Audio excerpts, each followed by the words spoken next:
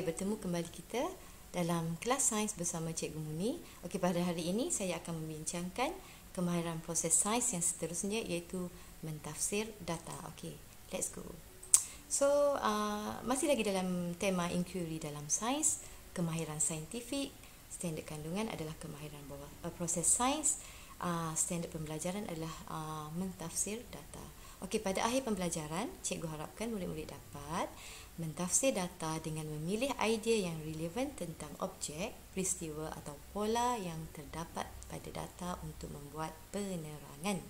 Okey, so mentafsir data. Apa itu mentafsir data? Kalau awak tengok dalam buku teks pun sudah diberikan maksud mentafsir data, iaitu kemahiran memberikan penerangan yang rasional tentang objek, peristiwa atau pola daripada data yang dikumpulkan. Maknanya dia melibatkan proses memerhati juga. Awak kena proses data, kena dapatkan maklumat untuk mentafsir data yang diberikan. Okey, seterusnya cikgu nak tunjuk contoh. Okey, ini adalah contoh-contoh orang kata apa, medium yang boleh kita gunakan untuk menyampaikan data atau maklumat yang kita adalah. Kita boleh gunakan jadual, carta pie, carta palang, carta pengelasan, graf dan juga gambar rajah. Okey, kita dah biasa jumpa jadual. Contoh dalam kelas pun kita dah ada jadual bertugas. Jadi macam mana cara awak faham jadual tugasan awak tu, jadual bertugas awak tu? Maknanya kalau awak dah faham jadual bertugas awak tu, maknanya kalau contoh pada hari apakah awak perlu menyusun meja, pada hari apakah awak perlu sapu lantai, maknanya awak dah berjaya untuk mentafsir data. Itu adalah salah satu contoh aktiviti mentafsir data yang sangat mudah lah. Okey, so seterusnya penerangan yang diberikan daripada bacaan sesuatu jadual, carta pie, carta palang atau carta pengelasan ialah contoh mentafsir data. Okey, so kita lihatlah satu-satu. Ini adalah contoh data yang diberikan dalam bentuk jadual. Okey, ini adalah carta palang. Okey, ini adalah carta pengelasan. Ini adalah carta pie. Ini adalah graf dan seterusnya adalah gambar rajah. Okey, kita dah biasa jumpa sebenarnya masa belajar di tahap 1 pun kita dah biasa dengan carta pengelasan, gambar rajah, jadual. Kita dah terbiasa sebenarnya, cuma dekat dalam tahap 2 ni, pada tahap 4 ni awak perlu faham dengan lebih lanjutlah apa itu mentafsir data. Okey, kalau dalam buku teks, cikgu ambil contoh ni adalah daripada buku teks lah. Okey, cara murid datang ke sekolah. Ini adalah carta pie. Okey, kalau yang berwarna biru ini adalah berjalan kaki,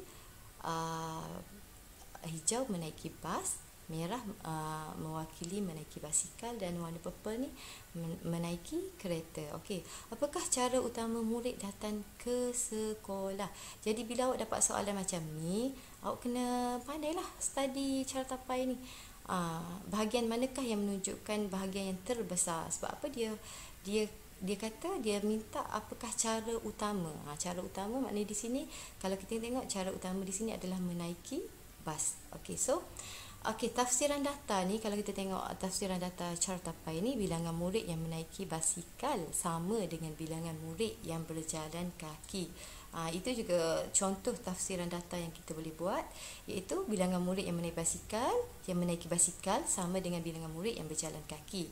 Dan kita boleh katakan juga bilangan murid yang menaiki kereta paling sedikit lah. Maknanya apa yang awak faham daripada carta pie ni, awak boleh sampaikan maklumat tu kepada orang lain ataupun untuk diri awak sendiri. Itu dah dikira awak dah menguasai kemahiran mentafsir data. Okey, seterusnya kita ada jarak yang dilalui oleh kereta mainan. Okey, kita ada jarak yang dilalui dalam unit sentimeter. Dan ini kita ada jenis kereta mainan lah, A, B, C, D dan E. Okey, kalau mengikut soalan ini, berapakah perbezaan jarak yang dilalui oleh kereta mainan A dan E? Okey, sorry ya, ada salah ejaan. Sepatutnya mainan A dan E. Okey, maknanya dikata perbezaan jarak. Jadi kita kena carilah berapakah jarak kereta A. Dekat sini kita boleh tengok jarak kereta A adalah 50 cm dan jarak kereta E adalah 10 cm. Jadi kita boleh dapatkan perbezaannya dengan menolaklah jarak 50 cm ni tolak dengan jarak 10 cm. So kita dapat perbezaannya adalah 40 cm. Perbezaan jarak antara kereta mainan A dan juga E. Okey, tafsiran data yang lain kita boleh buat adalah jarak yang dilalui oleh kereta mainan A adalah yang paling jauh, dan kita boleh juga katakan jarak yang dilalui oleh kereta mainan E adalah paling dekat. Okey. So okey, seterusnya adalah ditunjukkan di sini carta pengelasan, iaitu cara haiwan membiak. Okey, soalannya, apakah cara pembiakan haiwan? Okey, kalau kita tengok dekat carta pengelasan ni, terdapat dua cara pembiakan haiwan, iaitu bertelur dan juga melahirkan anak. Okey, tafsiran data yang boleh dibuat adalah buaya, ikan dan ayam bertelur, manakala gajah, kucing dan serigala melahirkan anak. Ini cara kita baca carta pengelasan ini. Dan contoh untuk diri kita sendiri ataupun kita nak berkomunikasi, kita nak sampaikan maklumat ini kepada orang lain, kita mestilah memaparkan data dalam bentuk yang mudah difahami lah oleh kawan-kawan kita ataupun oleh cikgu lah kalau awak ada tugasan yang seterusnya kita lihat contoh yang berikutnya. Okey, jom tafsir data. Di sini kita ada gambar rajah. Okey, gambar rajah ini, soalannya, apakah perbezaan pergerakan dada semasa menarik dan menghembus nafas? Jadi kita boleh perhatikan gambar rajah ini, kita boleh mendapatkan maklumat, proses maklumatnya, dan seterusnya kita pindahkan maklumat itu. Kita tafsiran data kita.